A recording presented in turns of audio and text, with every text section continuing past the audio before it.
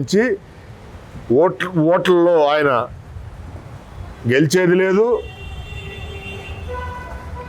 ఇందులో అతను ఉద్ధరించేది కూడా ఏమీ లేదు. ఆయనకు ఆయనే నన్ను చెప్తున్నాడు, జగన్ అన్న గారు ఆయన రాజకీయంగా నా రాజకీయ భవిష్యత్తు ఆయన నన్ను ఎలా చేయాలంటే అలా, నిన్ను ఎలా చేసేది ఉంది, నీ రాజకీయ జీవితానికి జగన్ అన్న గారు సమిధలు రెడీ చేసి సమాధి కట్టడానికి రెడీ చేయటం జరిగింది. నీ సొంత ఇంటి దగ్గర నుంచే నిన్ను తీసుకొచ్చి పక్కింట్లో అద్దింట్లో పెడుతున్నప్పుడే అనిల్ కుమార్ యాదవ్ గారు తెలుసుకోవాలి. తెలుసుకోకుండా ఈ రోజున ఇక్కడ వచ్చి పోటీ చేస్తానని చెప్పి ఇక్కడ వచ్చి తొడలు కొట్టు, తెలిసిద్ది. పల్నాటి పౌరుషం చూపిస్తారు. పల్నాటి గడ్డలో నీ తొడలు కొట్టేదేందో, నీ దమ్మేందో, నీ రొమ్ము విరుపులేందో ఇక్కడ చూపించు నీ అసెంబ్లీలో.